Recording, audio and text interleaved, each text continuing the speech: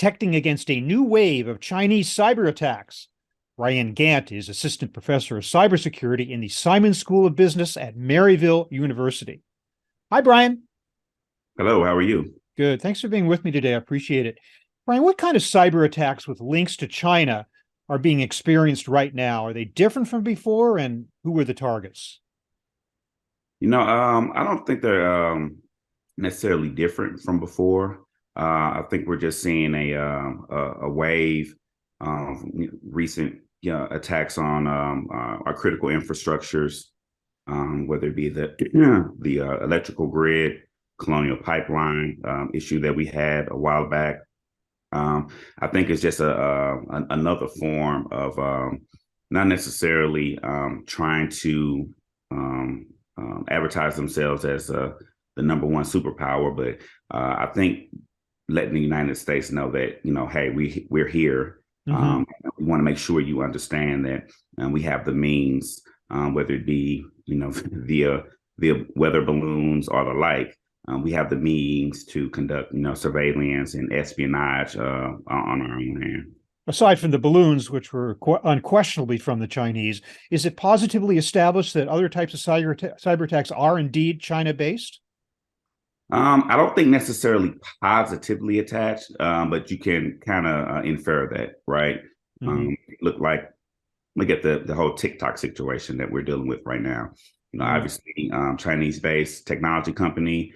There's rules and in place and policies in place that technology companies are solely owned by the Chinese, government, and they have authoritative power over those technology companies. So, if the tweens around the world are utilizing this app, and this app is, whether they say it is or not, is gathering information and identifiers from these individuals, U.S. citizens. As a result, the Chinese government has a direct path to that information, whether we like it or not. Well, who indeed are the targets? I mean, you just referenced something like TikTok. The target would be individual citizens, individual consumers, and the like. But are they also aimed at businesses, at government, at the military, all of the above? Who is seeing these attacks?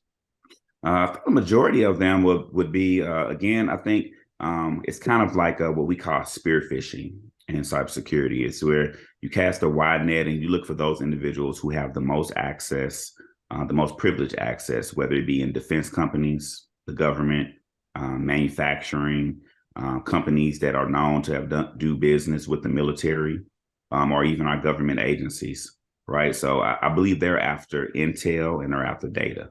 Right, intel and data are the most powerful things in the world because you can manipulate them and use them to your advantage. And most of the time, in terms of espionage in this realm, it's not necessarily financially motivated, right? It's politically motivated, reputation. Those are the things that they want to make sure that are at the forefront.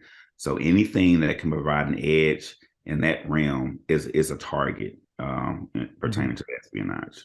Certain types of attacks, such as ransomware attacks, are always it's quite obvious that they're happening, and it's quite obvious who's affected.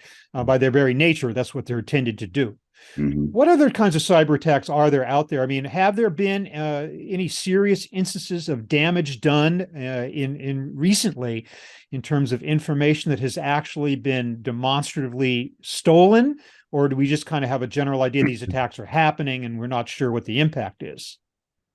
One of the big things I think that has come around lately involving ransomware attacks, especially on the healthcare sector, has been the issue with Microsoft and some of the third-party applications that have been used for legitimate purposes, but hackers are going in and they're modifying that particular legitimate purpose, and they're using that as a way to get into a lot of these healthcare industries that they know don't have the necessary security policies in place, right? Mm-hmm. They have a lot of legacy systems, and they may not have the manpower or the skill level at certain positions to properly protect themselves, and so they're utilizing this as a way to get in and basically encrypt information. And when you go to a hospital, if you encrypt something that is considered a life-saving system, Now the executives at the healthcare system have to make a quick decision as to whether or not pay that ransom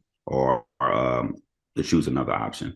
Mhm. So I've seen that as a kind of thing, and I believe they've even got to the point where they have a court order out right now that allows Microsoft and some other healthcare entities, private entities, to actually seize any kind of infrastructure that they see that is propagating that type of attack on our systems.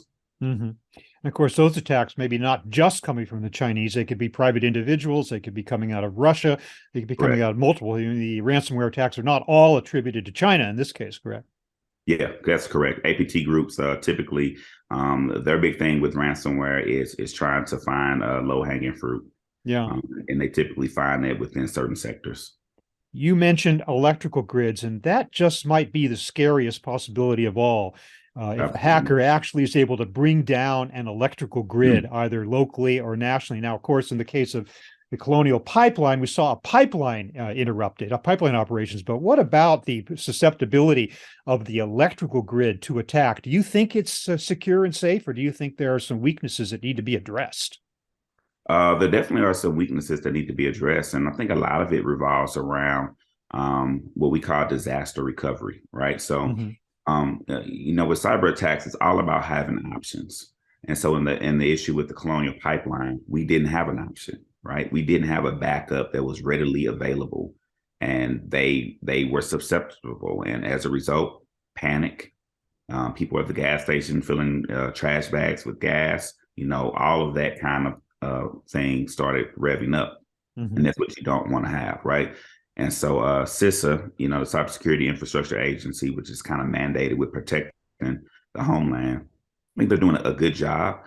But obviously, we can never, be 100% protected. So I think it's more about awareness. I think it's more about getting some of those disaster recovery plans in place. And as always, the sharing of information, I'm amazed at still how siloed we are in some sectors about sharing those different indicators of compromise that could possibly help the next business or help the next agency Mm. thwart an attack. So we need to continue to share information. Okay, in addition to that, what other tips might you have, like going forward? How can the U.S. protect both its own government and citizen data from increasingly sophisticated instances of Chinese and global espionage? I think there's kind of educational awareness and transparency. We're in the age now where we're trying to get, this is the prime example, right? We're trying to get information out there to individuals about what's going on, how to best protect themselves. I'm involved in a lot of public-private partnership type of instances, working groups. So we're trying to work together and figure out ways that we can thwart some of these more sophisticated attacks. Mhm. Employing that kind of strategy, I think, will do wonders.